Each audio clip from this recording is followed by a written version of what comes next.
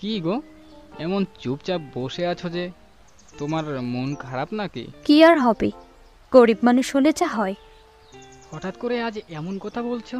কি হয়েছে কি বলো তো? অনেকদিন পর আমার বাপটা আমাদের বাড়িতে আসতে চেয়েছে, কিন্তু ঘরে রান্নার মতো কিছুই নেই। কি দিয়ে কি করব তাই ভাবছি। তোমার হাতে টাকা পয়সাও তো নেই যে ভালো কিছু রান্না করে আমার বাপকে খাওয়াবো। সবার মতো আমারও যে মন চায় আমার বাবাকে একটু ভালো কিছু খাওয়াতে।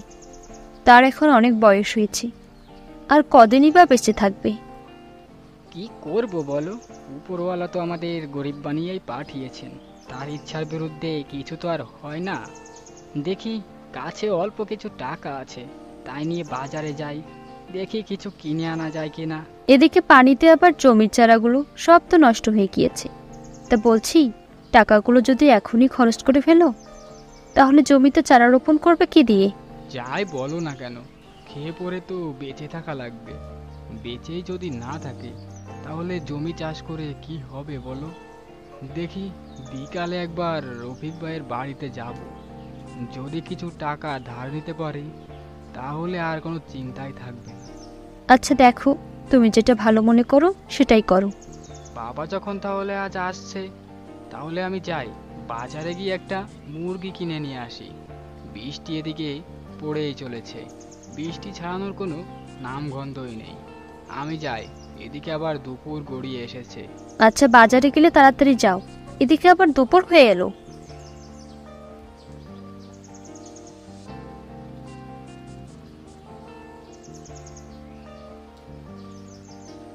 কি ব্যাপার ভাই রাজু, কোথায় চললে এই বৃষ্টিতে ভিজতে ভিজতে? এই কোথায় আর যাবো ভাই, এই যাচ্ছিলাম একটু বাজারে। তা তুমি কোথা থেকে আসলে? এই আমি একটু গিয়েছিলাম মাঠে, জমিগুলোর কি অবস্থা তাই দেখতে গিয়েছিলাম। জমিতে পানি যে পরিমাণে বেড়েছে, তাতে মনে হচ্ছে এই বছর আর ফসল হবে না। হ্যাঁ রে ভাই, এবছর যে পরিমাণে বৃষ্টি হচ্ছে, তাতে নিচে জমির যত ফসল আছে সবই তলিয়ে যাবে। আমার জমিটাও যেন তলিয়ে গেছে। এখন কি দিয়ে কি করব তাই ভাবছি।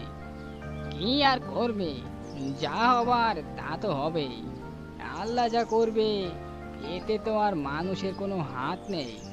এখন যা হবার তা তো হবেই। তা বাজারে যাচ্ছ, কি দরকার এই বৃষ্টির মাথায়? এই তেমন কিছু না, এই বাজারে যাচ্ছিলাম একটা মুরগি কিনতে। আচ্ছা, যাও তাহলে। এদিকে বৃষ্টিটা তো থামার কোনো নামই নিচ্ছে না। ছাতিটাও আবার বাড়িতে ভুলে রেখে এসেছি। এখন এই ভিজে ভিজে বাড়ি যেতে হবে। যাও, আর বৃষ্টিতে ভিজতে ভালো লাগছে না।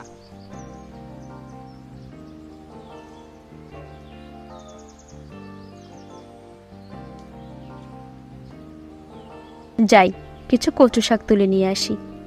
বাবা আবার কচু শাক খেতে অনেক ভালোবাসে। কচু শাক আর মুরগির গোস্ত এই বৃষ্টির দিনে ভালোই হবে।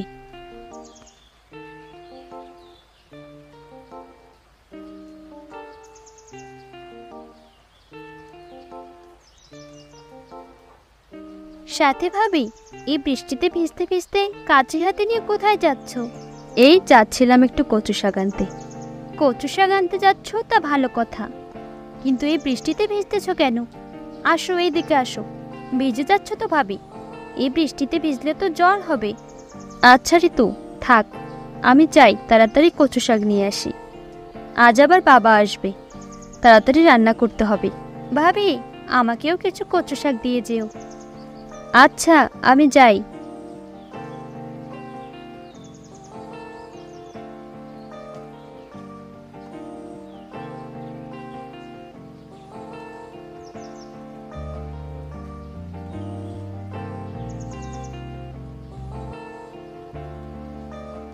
ভাই, মুরগি কত করে বিক্রি করছো?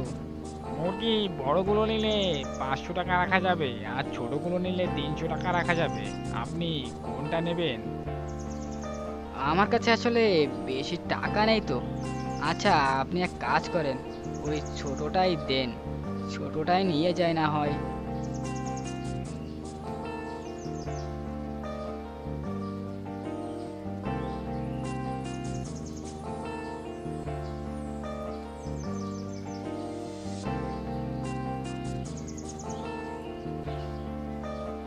এখানে তো অনেক সুন্দর কচু শাক হয়েছে, এখান থেকেই নিয়ে যাই।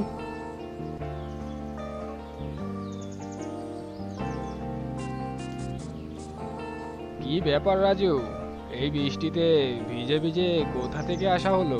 আসলে রফিক ভাই একটু বাজারে গিয়েছিলাম, আর ছাতিটা তো আনা হয়নি, এই জন্য আর কি বৃষ্টিতে ভিজে ভিজে বাড়ি যাচ্ছিলাম। আচ্ছা, যাও তাহলে, তাড়াতাড়ি বাড়ি চলে যাও। বৃষ্টিতে ভিজলে আবার শরীরটা খারাপ করবে তো। আর রফিক ভাই, ব্যাঙের আবার সর্দি জ্বর আছে নাকি? বলছিলাম আপনার সাথে আমার একটু কথা ছিল। আমার সাথে আবার কি কথা? বলো, তাড়াতাড়ি বলো, আমার আবার তাড়া আছে। বলছিলাম রফিক ভাই, আমার তো 1010 টাকা লাগবে। যে পরিমাণে বৃষ্টি হয়েছে আমার জমির সকল ফসল তো নষ্ট হয়ে গিয়েছে, এখন আবার নতুন করে ফসলের চারা রোপণ করতে হবে। আপনি যদি 1010 টাকা দিতেন, কয়দিন পরে না হয় আপনার টাকাটা পরিশোধ করে দিতাম। আচ্ছা ভাই রাজু, তাহলে তুমি যাও, কাল বিকালে একবার আমার বাড়িতে এসো, আমি দেখি কি করা যায়। এখন কাছে তো আর টাকা নেই। আচ্ছা ভাই, ঠিক আছে, আমি কাল আপনার বাড়িতে যাব।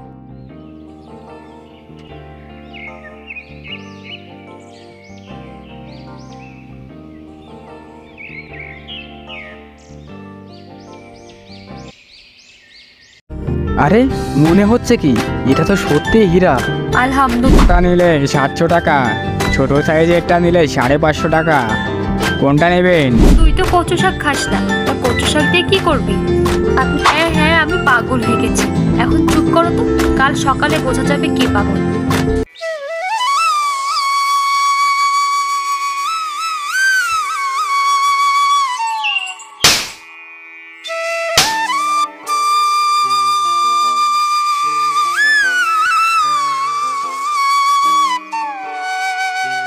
কি ব্যাপার রাজু, জমির কাজ কি শেষ হয়েছে? হ্যাঁ কর্তাবাবু, কাজ শেষ হয়েছে। বলছিলাম যদি টাকাটা দিতেন আর কি।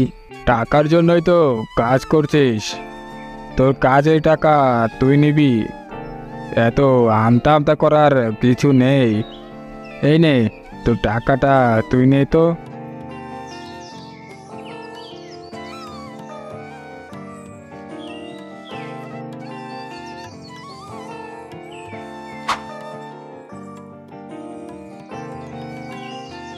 আচ্ছা বাবু, আমি আসি তাহলে, একটু বাজারে যেতে হবে।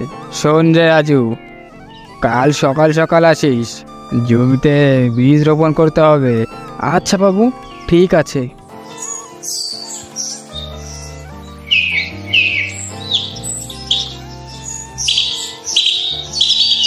কি গো, চুপচাপ বসে আছো কেন? দাও বাজারে ব্যাগটা দাও তো, বাজার থেকে আসি। তো এই মাত্র তো বাড়ি আসলে, একটু বসে খাওয়া দাওয়া করে তারপর যেও না হয়। না, বাজার থেকে আসি তারপর খাওয়া দাওয়া করব। ব্যাগটা দাও তো, আর কি কি আনতে হবে বলো। চাল ডাল বাড়িতে আছে, দুপুরে না হয় কচু শাক রান্না করব। অনেকদিন হলো ইলিশ মাছ খাই না, যদি পারো একটা ইলিশ মাছ নিয়ে এসো। আচ্ছা ঠিক আছে, বাজারে গিয়ে দেখি ইলিশ মাছের কেমন দাম। আচ্ছা, তাড়াতাড়ি ফিরে এসো, আবার দেরি করো না যেন।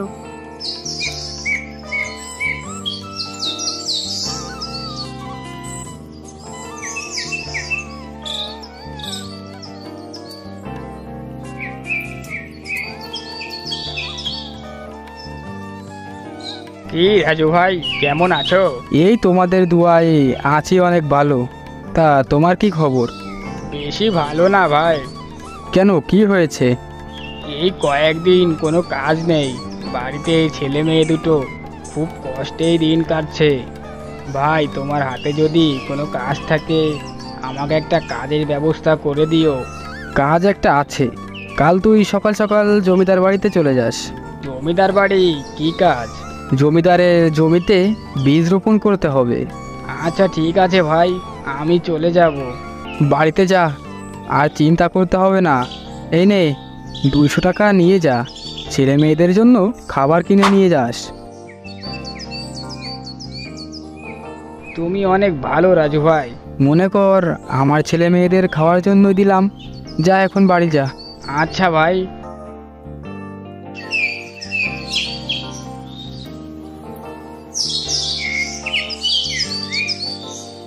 রান্না করতে হবে। যাই কচু শাক তুলে আনি।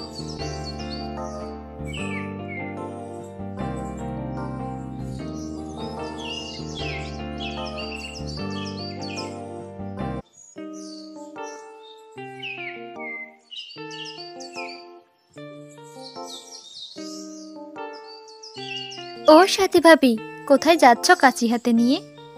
এই যাচ্ছে একটু কচু শাক আনতে। আমাদের ওই পুকুর পাড়ে যাচ্ছ নাকি? হ্যাঁ, ওইখানে অনেক সুন্দর সুন্দর কচু শাক হয়েছে। হতে পারে, আমি তো ওইদিকে যাই না। তা বলছে আমাকে কিছু কচু শাক দিয়ে যেও। তুই তো কচু শাক খাস না, তা কচু শাক দিয়ে কি করবি? আপনার ভাই কচু শাক খেতে চায়, কিন্তু আমি খাই না বলে ওরও খাওয়া হয় না। আচ্ছা, আমি এনে দেব। আচ্ছা যাও ভাবি।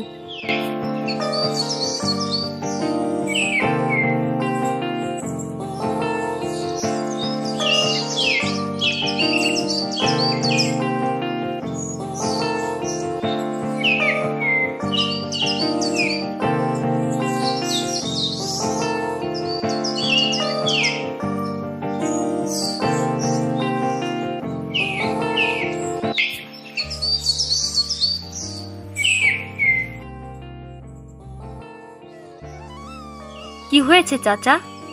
আমি একজন পথিক। আমি 2 দিন ধরে কিছু খাইনি মা। আমাকে যদি কিছু খেতে দিতে মা। ঘরে যেটুকু খাবার আছে তাতে একজন মানুষের খাওয়া হবে, কিন্তু আমরা এক ওয়াক্ত না খেয়ে থাকলে মরবো না। চাচা এই বয়সে যদি না খেয়ে থাকে তাহলে তো মরেই যাবে। আচ্ছা চাচা, আপনি ঘরে আসেন, আমি খেতে দিচ্ছি।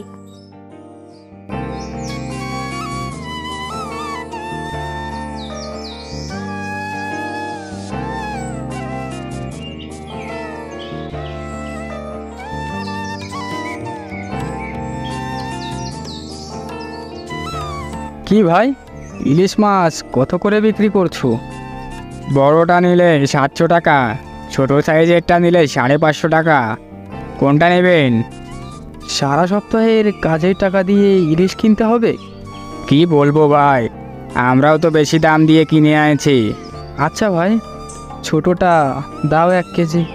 কি আর করব, বউটা এদিকে ইলিশ মাছ খেতে চেয়েছে।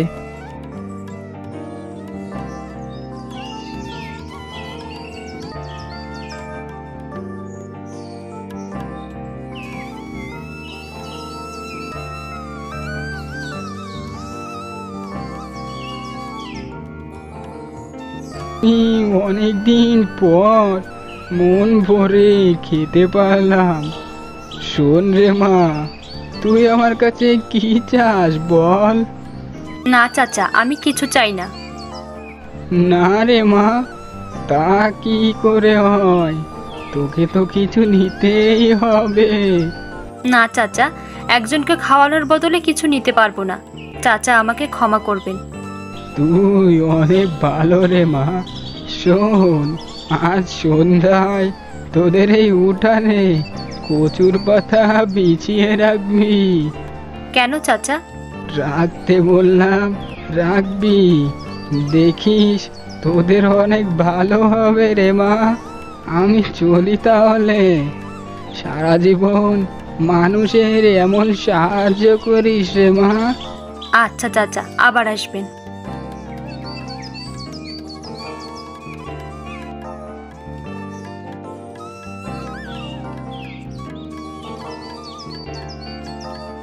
কই গো, কোথায় তুমি? এই তো রান্নাঘরে, আসো। এই নাও, ইলিশ মাছ এনেছি। তো মাছ নিয়ে এসেছো? আর কিছু নেই? মাছ কিনতে যেয়েই তো সব টাকা শেষ হয়ে গেল। হয়েছে, থাক, আর বলতে হবে না। যত জ্বালা সব আমার। হয়েছে, খেতে দাও তো এখন। আবার নেই, একটু পরে খাও। কেন?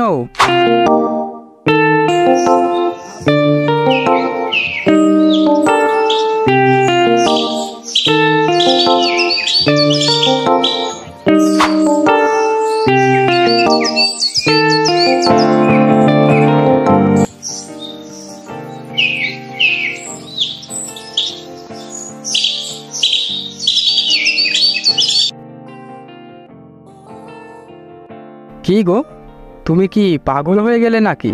কি করছো কি? উঠানে কচুর পাতা ছড়াচ্ছ কেন? হ্যাঁ হ্যাঁ, আমি পাগল হয়ে গেছি। এখন চুপ করো তো, কাল সকালে বোঝা যাবে কে পাগল। আমি তো কিছুই বুঝতে পারছি না, কি বলছো কি? কি করছো? তোমার ঘাড়ে আবার ভূত টুট লাগেনি তো? আরে চুপ করো তো, ঘরে যাও।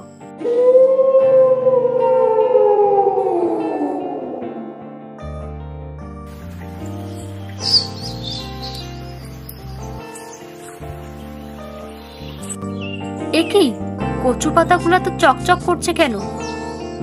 এই কই গো, কোথায় তুমি? তাড়াতাড়ি বাইরে আসো তো। এই সকাল সকাল তোমার কি হলো? চিল্লাচিল্লি করছো কেন?